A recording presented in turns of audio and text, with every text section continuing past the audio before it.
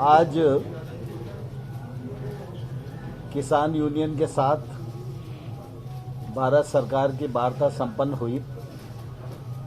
इस वार्ता में सरकार की ओर से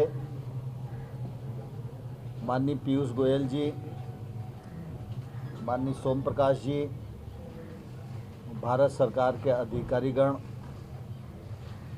सभी सम्मिलित हुए और किसान यूनियन के साथ वार्ता सौहार्दपूर्ण वातावरण में संपन्न हुई। तीनों कानून, जिसमें 2 नए एक संशोधित है, उनके बारे में चर्चा हुई और आवश्यक वस्तु अधिनियम के संशोधन पर विस्तार से चर्चा हुई।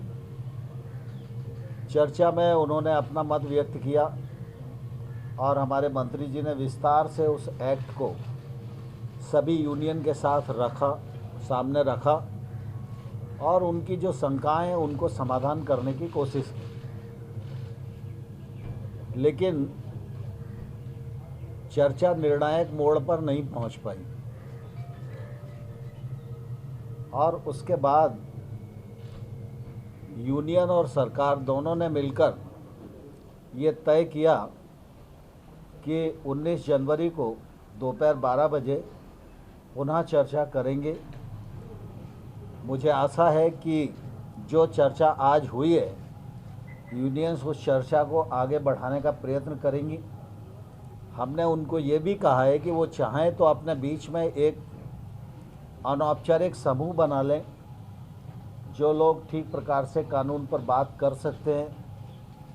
सरकार से उनकी अपेक्षा क्या है, कानून में किसानों के प्रतिकूल क्या आता है, इस पर डिस्कस करके वो कुछ मसौदा बना के अगर सरकार को दें तो सरकार उस पर खुले मन से विचार करने को तैयार है। जहाँ तक सरकार की समझ का सवाल है, सरकार ने विभिन्न दौरों में किसान यूनियन की जो बातचीत हुई है उसमें बहुत सारी उनकी जो शंकाएं हैं उनको पहचान किया है और उन शंकाओं को दूर करने के लिए अपना मत भी व्यक्त किया है और यूनियंस को लिखित प्रस्ताव भी सरकार की ओर से दिया गया है। लेकिन वो प्रस्ताव उन लोगों को मंजूर नहीं था। इसके कारण वार्ता चल रही है और हमारी कोशिश है कि वार्ता के माध्यम से रास्ता निकले और किसान आंदोलन समाप्त हो। किसान सर्दी में बैठे हुए हैं, कोविड का भी संकट है और इसके कारण सरकार को निश्चित रूप से इस बात की चिंता है और इसलिए सरकार खुले मन से और बड़प्पन से लगातार चर्चा कर रही है और मुझे आशा है कि संभवतः हम समाधान की ओर बढ़ सकेंगे। सर, जब सुप्रीम कोर्ट ने ऑलरेडी कमेटी सेटअप किया है, इस तरह का पैरेलल टॉक्स होने का क्या what is the need sir? Supreme court हमारे देश की सर्वोच्च न्यायिक संस्था है। सुप्रीम कोर्ट के प्रति हम सब की प्रतिबद्धता है और आने वाले कल में भी रहेगी। इसमें किसी को कोई शंका नहीं होनी चाहिए। सुप्रीम कोर्ट ने जो निर्णय दिया है उस निर्णय का भारत सरकार स्वागत करती है। सुप्रीम कोर्ट ने जो कमेटी मध्यस्थता के लिए और सुनने के लिए बनाई है, वह कमेटी जब भारत सरकार को बुलाएगी तो हम उस कमेटी के समक्ष भी अपना पक्ष प्रस्तुत करेंगे और अपनी बात निश्चित रूप से रखेंगे। लेकिन किसान चूँकि सरकार से वार्तारत थे और इसलिए आज की तारीख तय थी, तो हम लोगों ने किसान यूनियन को पूछा, उन्होंने कहा हम वार्ता के लिए आना चाहते हैं। तो हमने कहा कि आप ज़रूर आइए। स्वाभाविक रूप से सुप्रीम कोर्ट ने जो कमेटी बनाई है वह कमेटी भी समाधान ढूंढने के लिए है और चर्चा में अनेक स्थानों पर चर्चा होती है, तो हो सकता है किसी चर्चा के माध्यम से कोई रास्ता निकल सके।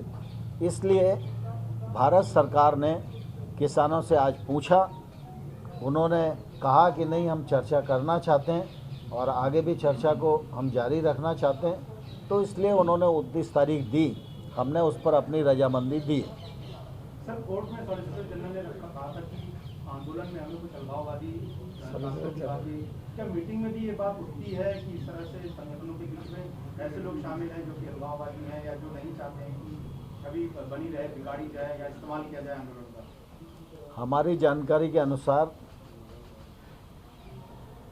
कृषि सुधार बिलों के बारे में 2-3 राज्यों के किसान आंदोलित हैं, वो धरने पर बैठे हुए हैं। उन किसानों के प्रतिनिधि के रूप में कुछ किसान यूनियन सरकार के साथ वार्ता में हैं। सरकार उनको किसानों का प्रतिनिधि मानकर ही वार्ता कर रही है। इसके अतिरिक्त हमने और कुछ सोचा नहीं है। एक सड़क पर भी विरोध हो रहा है। राहुल गांधी जो है वो प्रोटेस्ट कर रहे हैं, मार्च निकाल रहे हैं, राजभवन तक आज गए थे। कह रहे थे कि सरकार जो है वो किसानों की अनदेखी नहीं कर रही है बल्कि उसे खत्म करने की साजिश कर रही है। राहुल गांधी के बयान पर और राहुल गांधी के कृत्य पर पूरी कांग्रेस सिर्फ हंसती है और उनका उपहास उड़ाती है। मैं आपके माध्यम से राहुल गांधी को कहना चाहता हूं कि 2019 में कांग्रेस पार्टी के मैनिफेस्टो में ये रिफॉर्म वो करेंगे, यह वायदा उन्होंने लिखित में किया था। अगर उनको याद न हो तो वो अपना मैनिफेस्टो उठाकर दोबारा से पढ़ लें।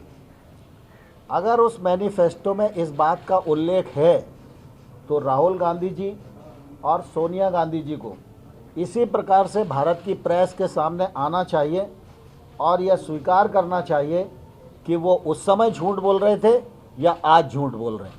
नमस्कार, मैं हूं मानक गुप्ता।